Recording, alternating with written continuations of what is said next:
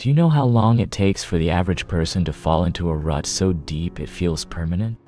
About 37 months. That's the length of time between right now and the start of 2026. It doesn't sound like much, does it? A blip. But that's the trap. We think we have time. We think the future is some distant land we'll sail to when the winds are perfect. But the future isn't a destination you arrive at. It's a trench you dig every single day with the tools of your habits. And by the time 2026 gets here, the walls of that trench will be so high you can no longer see the sun, unless you start digging in a different direction. Today, I need you to do something with me. I need you to picture the you of January 1st, 2026, not as some improved mythical version of yourself. Picture the you that you are right now, just older, carrying the same procrastination, the same excuses, the same 5 pounds, the same resentment for that one skill you never built. That person is already on their way. They are being built by the decisions you are making in the quiet, forgettable moments of your life. This is not a motivational speech. This is an intervention. For the future you that is currently under construction, the first thing you must do before anything else is to kill the version of you that keeps procrastinating. You have to take him out back, like an old sick pet, and put him out of his misery. It sounds brutal because it is. You cannot drag your old habits into a new year and expect a new life. You are the habit. The habit is you. So that part of you, the one that hits snooze, the one that says tomorrow, the one that is soothed by the lie of later, he cannot make the journey to 2026. He has to die here. And to do that, you have to fix your self-control. This is the bedrock. If you cannot control your phone, if it is the first thing you touch in the morning and the last thing you see at night, then you are not a person. You are a port, a docking station for notifications and other people's agendas. If you cannot control your sleep, you are handing the keys of your cognitive function to a fog of exhaustion. If you cannot control your food, you are sentencing your body to a low-grade inflammation of the spirit. If you cannot control your emotions, you are a puppet, and the world will never run out of strings to pull. If you don't control these things, then 2026 will control you. It's not a question of if, but how brutally. This control creates the space to build at least one real skill. I'm not talking about scrolling knowledge. That's not knowledge, that's intellectual decoration. I'm not talking about collecting motivational quotes. That's just borrowing someone else's courage. I mean a skill that pays you, that creates something tangible in the world, or that gives you leverage. A skill that makes you harder to replace, easier to respect. Something you can point to and say, I built that. I learned that. I can do that. And you cannot do this while surrounded by people who keep you small. Your environment is a voice that whispers in your ear all day long. If that environment is lazy, distracted, addicted, or negative, that whisper becomes your own inner voice. You will absorb their ceilings and call them your own. You have to detach. It's not a cruelty, it's a surgery. You are cutting away the dead weight so the healthy tissue can grow. This will require you to face the thing you keep avoiding.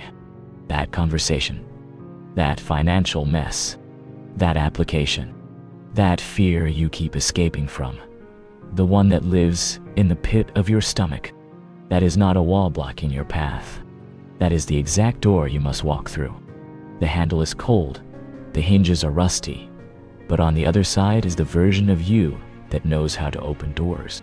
And you need a vessel strong enough to carry this new version of you. You cannot build a powerful future inside a weak, undisciplined body. This isn't about vanity. It's about architecture.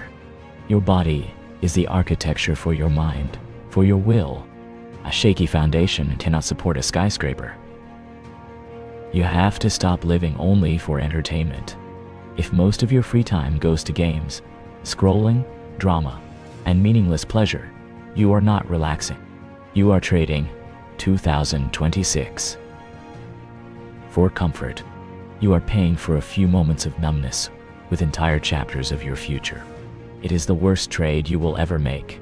So you must define the life you want in painful, excruciating detail. No vague dreams. Be specific. How much money? What skills? What does your body look like? Feel like?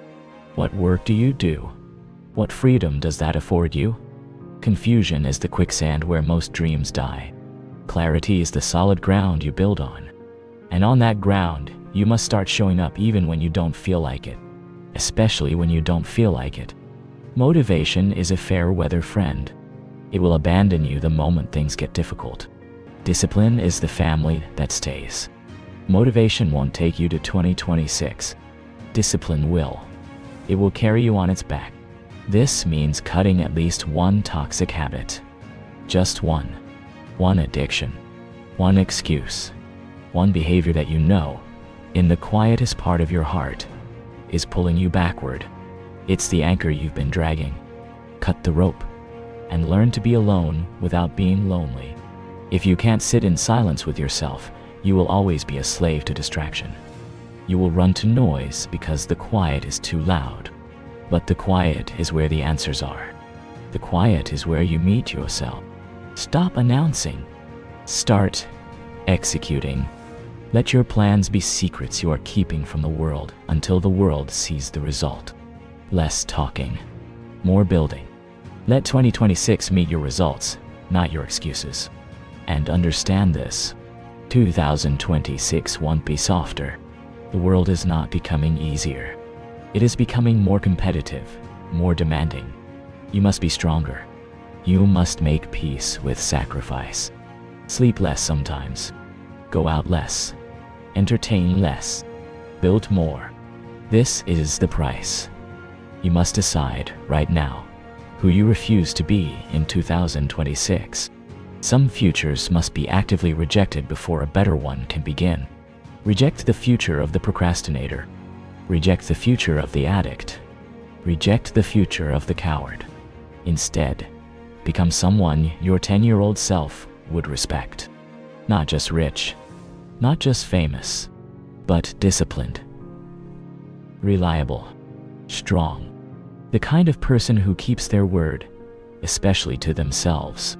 So make one promise to yourself, no matter how small, and keep it. A promise to walk every day. A promise to read 10 pages. A promise to not look at your phone for the first hour of the day. Trust in yourself is not built in grand gestures. It is built brick by brick through kept promises. The final core message is this: 2026 will not magically change you. It is a date on a calendar. It holds no power. But what you do now, in these 37 months, in the trenches of your daily life, that has all the power in the world. You are either building your prison or your palace. One brick at a time. One choice at a time. The version of you that greets 2026 is being built right now, in this moment, by you. So pick up your tools and start building something worthy. If this felt like a wake-up call you needed, then you're in the right place. This channel is for the builders, the ones who are tired of their own excuses. If you're ready to make that one change, then subscribe. And let's get to work.